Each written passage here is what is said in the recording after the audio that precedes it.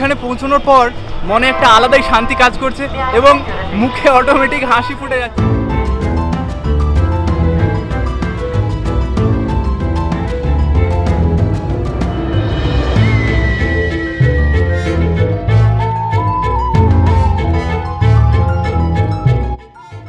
Hello বন্ধুরা, কেমন আছেন আপনারা?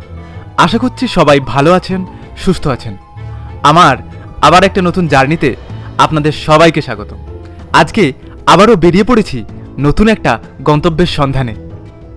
আজকের জার্নিটা একটু অন্যরকম, তাই আজকের জার্নিটা আবার শুরু আমার শহর বালিচক থেকে,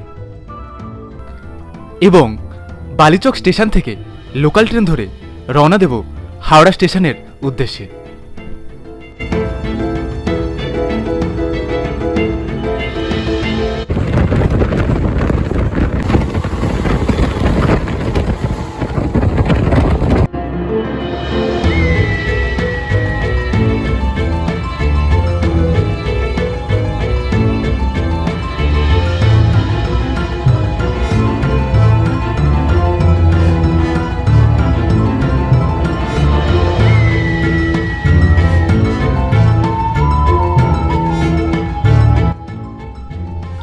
অবশেষে দীর্ঘ 2.5-3 ঘন্টার একটা জার্নি অতিক্রম করে আমরা প্রবেশ করলাম হাওড়া স্টেশনে।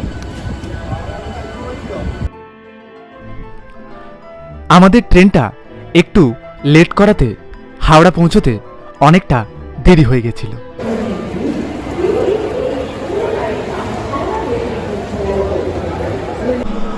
এখন সময় 7:57। আমি বসে আছি হাওড়া স্টেশনে। আবারও বেরিয়ে পড়েছি নতুন একটা গন্তব্যের সন্ধানে এবং একটু মানসিক শান্তি খুঁজে নেওয়ার চেষ্টাতে।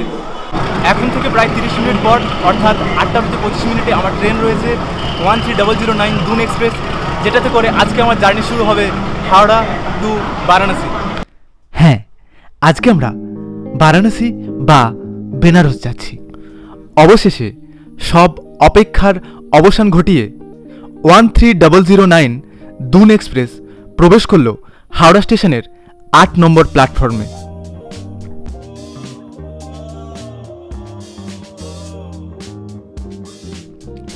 হাওড়া স্টেশনের এই ট্রেন ধরার ব্যস্ততা ভরা ভিড় এড়িয়ে এগিয়ে চললাম নিজের সিটটা খুঁজে নেওয়ার জন্য। আমি বুক করে নিয়েছিলাম ট্রেনটির 3A কোচ এবং আমার কোচ নাম্বার ছিল B3 এবং সিট নাম্বার 23। ব্যাপারটা কেমন যেন ছন্দের মতো মিলে গেল, 333। নিজের সিটটা খুঁজে নিয়ে একটু সাজিয়ে গুছিয়ে নিলাম।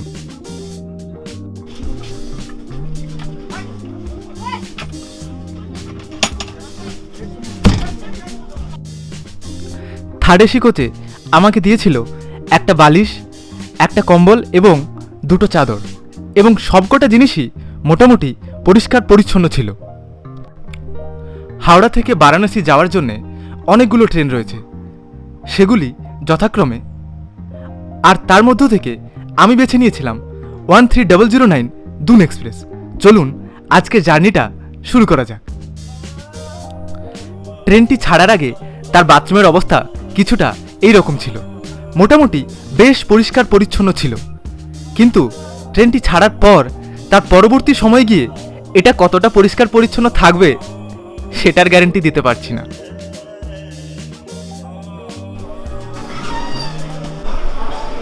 এবং এই পুরো ট্রিপটাতে আমি সম্পূর্ণ একা, আমার সঙ্গে কেউ থাকবে না। যদি তোর ডাক শুনে কেউ না আসে তবে একলা চলো রে। তাই ব্যাগপত্র গুছিয়ে বেরিয়ে পড়েছি, দেখা যাক এবার কি হচ্ছে।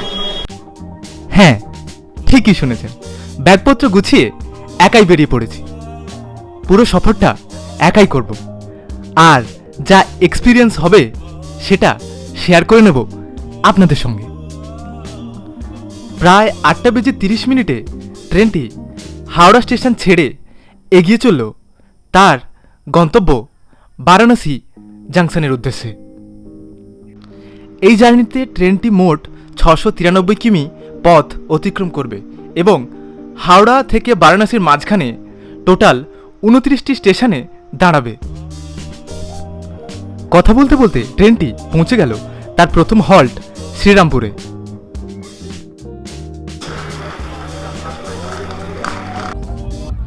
ঘড়িতে তখন সময় রাত 9:12। এবার একটু খাবারের ব্যবস্থা করে নিতে হবে। হাওড়া স্টেশনে ওঠার সময় স্টেশন থেকে কিনে নিয়েছিলাম একটা জলের বোতল, একটা কেকের প্যাকেট, একটা বিস্কুটের প্যাকেট, আর আইআরসিটিসি ফুড কোর্ট থেকে একটা ভেজ বিরিয়ানি। আর অনেস্টলি বলতে গেলে খাবারের টেস্ট একদমই ভালো না।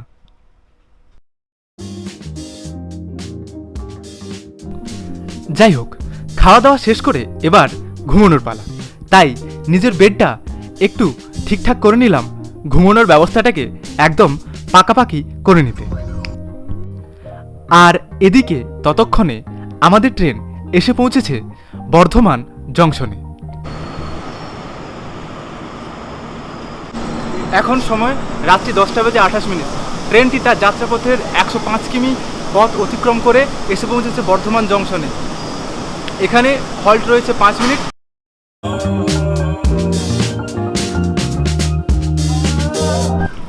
মোটামুটি রাত অনেকটা হয়েছে, আর এদিকে আমার কম্পার্টমেন্টের সবাই প্রায় ঘুমের দেশে চলে গেছে এবং এবার আমাকেও ঘুমোতে হবে, একটু রেস্ট নিতে হবে।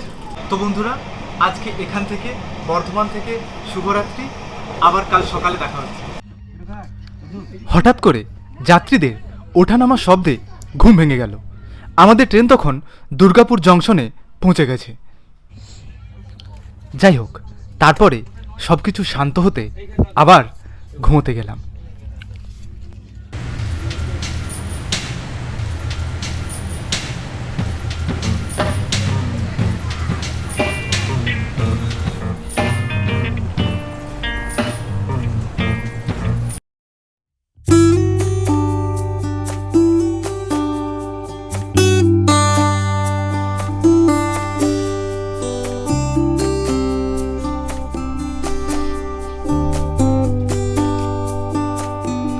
সকালে ঘুম থেকে উঠে দেখি আমরা তখন বিহার রাজ্যে প্রবেশ করেছি, আর আকাশ থেকে সূর্যিমামা উঁকি দিয়ে জানান দিচ্ছে যে ঘুমানোর সময় শেষ।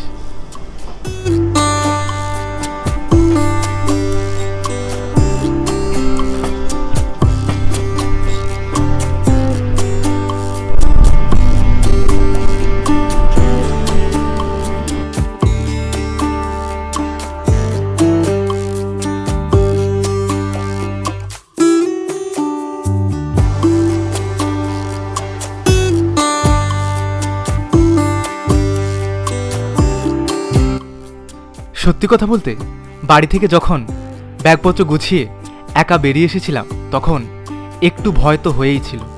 ভেবেছিলাম অচেনা মানুষজন, অচেনা রাস্তাঘাট, অচেনা জায়গা, কি হবে না হবে।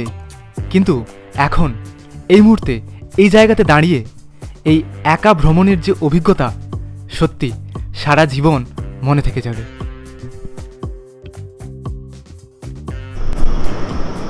শুভ সকাল বন্ধুরা, এখন সময় 6:44। আর এখন আমি দাঁড়িয়ে আছি বিহার রাজ্যের ফ্রেজার নামক একটি স্টেশনে, এবং সেই সঙ্গে আমাদের ট্রেনটি তার যাত্রাপথের 530 কিমি অতিক্রম করলো।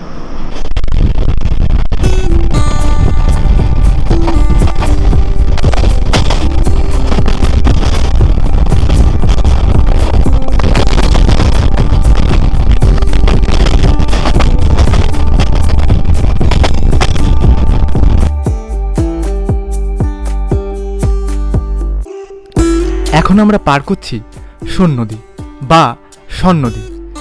এখন এই নদীটাতে তেমন একটা জল নেই বললেই চলে, কিন্তু বর্ষাকালে এই নদীর জল বিহারের বন্যার কারণ হয়ে ওঠে। এই নদীটি বিহারের পাটনার কাছে গঙ্গা নদীতে গিয়ে মিশেছে।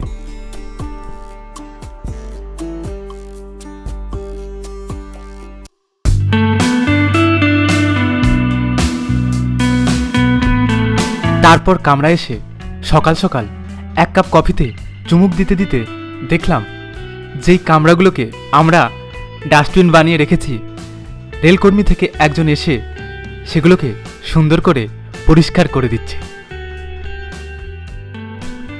হকার সাহেবের কাছ থেকে কাঁচা ছোলা নিয়ে খেতে খেতে হঠাৎ করে মোবাইলের একটা মেসেজ দেখে মোবাইলের স্ক্রিনের দিকে চোখ গেল, এবং ততক্ষণে আমরা উত্তরপ্রদেশে প্রবেশ করেছি। এখন আমরা দাঁড়িয়ে আছি ডিডি উপাধ্যায় জংশনে, আর সেই সঙ্গে আমাদের ট্রেন তার যাত্রাপথের 675 কিমি পথ অতিক্রম করলো। আর সেই সঙ্গে ফাইনালি আমরা প্রবেশ করলাম উত্তরপ্রদেশে।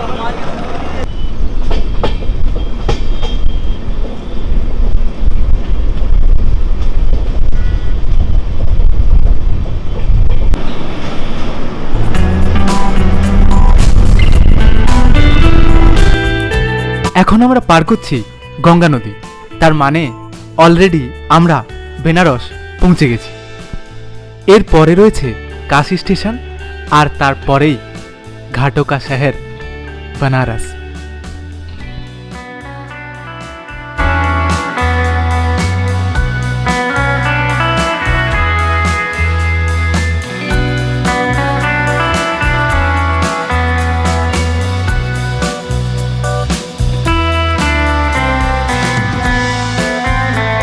কাশি পেরিয়ে গেছে, তার মানে এবার আস্তে আস্তে করে জিনিসপত্রগুলো গুছিয়ে নিতে হবে, কারণ এর পরের স্টেশনেই আমাদেরকে নামতে হবে। ঝটপট করে ব্যাগপত্র গুছিয়ে যখন ট্রেনের দরজার সামনে গিয়ে দাঁড়ালাম, ততক্ষণে আমাদের ট্রেন বারাণসী জংশনে প্রবেশ করেছে। এখন সময় সকাল 10:33, আর প্রায় একটা 14 ঘন্টা জার্নি কমপ্লিট করে অবশেষে পৌঁছে গেছি বারাণসী জংশন বা ঘাটো কা শহর বেনারস।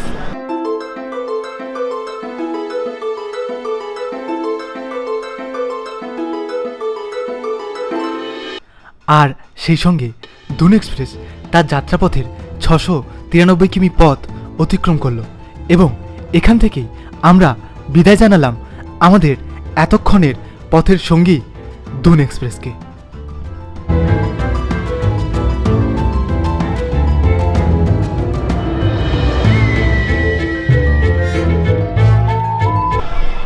বারাণসী জংশনের সামনে দাঁড়িয়ে আছি, এবং এখানে পৌঁছানোর পর মনে একটা আলাদাই শান্তি কাজ করছে, এবং মুখে অটোমেটিক হাসি ফুটে যাচ্ছে। মানে সত্যি এই অনুভূতি আমি বলে বোঝাতে পারবো না। হাসি না থামারই কথা, কারণ বেনারস মানেই গঙ্গার পাড়ে একের পর এক ঘাট, আর প্রত্যেকটা ঘাট জুড়ে এক একটা ইতিহাস, এবং সেই বিশ্ববিখ্যাত গঙ্গা আরতি। আর দ্বাদশ জ্যোতির্লিঙ্গের এক জ্যোতির্লিঙ্গ বাবা কাশী বিশ্বনাথ এই বারাণসীতেই বিরাজমান। পরবর্তী পর্বে হাজির হব সেই সব গল্প নিয়ে। আজকের মতো এই পর্যন্তই। ততক্ষণের জন্যে ভালো থাকুন, সুস্থ থাকুন।